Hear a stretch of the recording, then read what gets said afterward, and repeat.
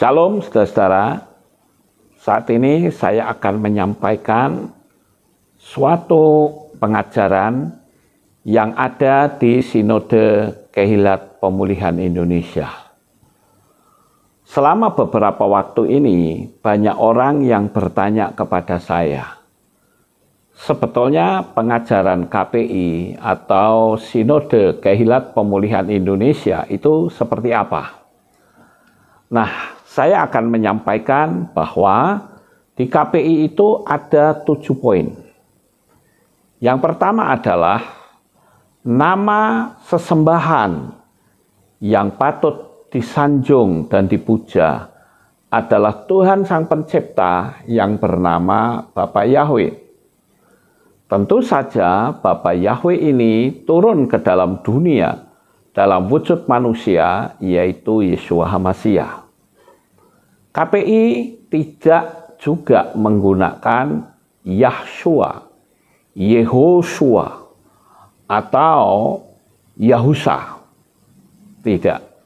Tetapi KPI akan menyembah kepada sesembahan, yaitu Bapa Yahweh di dalam Adonai Yeshua HaMashiach.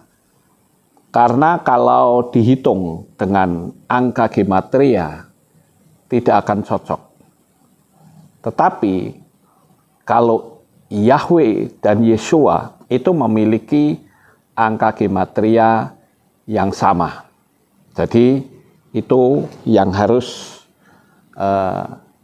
kita laksanakan atau kita ajarkan kepada jemaat yang saudara gembalakan, bukan Allah dan Yesus.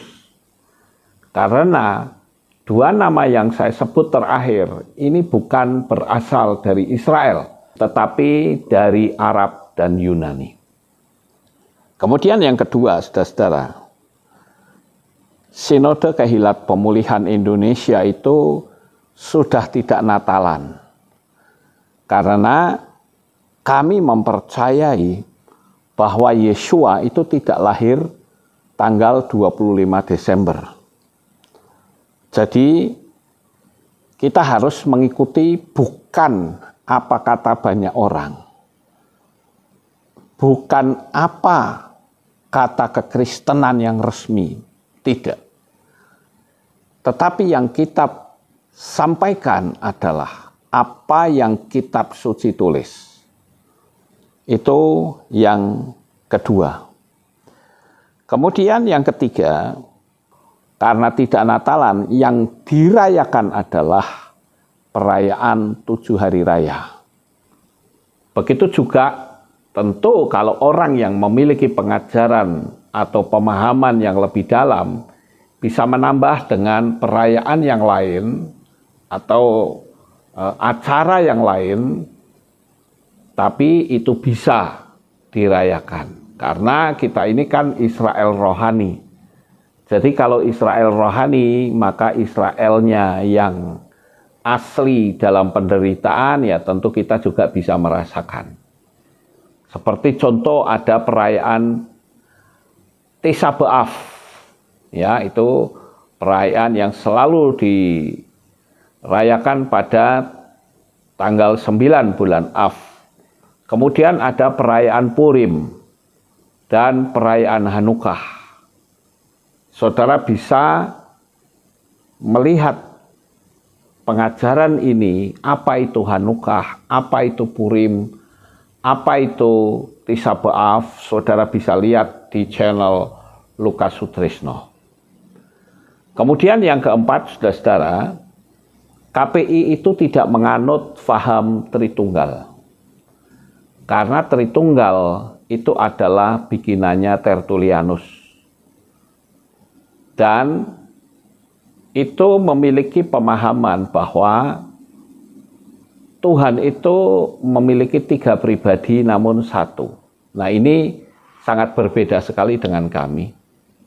Karena Sinode Kehilat Pemulihan Indonesia itu hanya meyakini bahwa Tuhan Sang Pencipta itu hanya 1, Makanya dalam pola Ibrani disebut Yahweh Ehad atau Yahweh satu-satunya. Dan Yahweh yang satu-satunya itu dengan kemahakuasaannya, dia bisa menjadi sejuta fenomena. Namun demikian bukan berarti jikalau ada sejuta fenomena berarti ada sejuta pribadi, tentu saja tidak. Ya, jadi paham Tritunggal itu tidak ada di dalam Sinode Kehilat Pemulihan Indonesia. Kemudian yang kelima yaitu setiap sinode atau anggota sinode KPI itu harus bisa saling mendukung. Misalnya, saya adalah dari sinode Alef Tau Magelang. Sementara ada sinode lain di Kota Medan misalnya. Ada jemaat kami yang ibadah di sana, yang sakit di sana. Maka saya bisa minta tolong kepada gembala yang ada di Medan atau yang ada di manapun untuk bisa membantu melayani jemaat yang sedang sakit tersebut. Jadi saling bantu-membantu, saling tolong-menolong. Ya. Kemudian saudara-saudara, yang keenam, setiap anggota dari Sinode KPI diwajibkan untuk mengembalikan perpuluhan ke pusat. Saya kira sinode-sinode lain juga pasti begitu ya, saudara. Jadi KPI juga sama. Saudara yang bergabung bersama kami diwajibkan untuk mengembalikan persepuluhan ke pusat. Dan yang terakhir bahwa Sinode KPI itu tidak mengenal gender. Artinya laki-laki dan perempuan itu bisa menggembalakan. Jadi bagi saudara yang perempuan ingin menggembalakan dan membentuk sebuah KPI baru, maka itu sangat diizinkan. Karena dalam kitab suci kita itu tidak ada larangan kalau seorang perempuan itu melayani.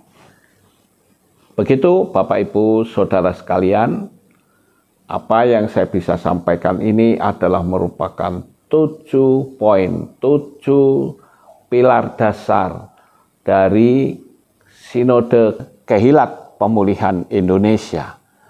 Kami welcome, kami sangat sukacita saudara berkenan untuk bergabung bersama kami, menggembalakan jemaat dengan independen, dan saya percaya Bapa Yahweh senantiasa memberkati di dalam kehidupan saudara. Shalom.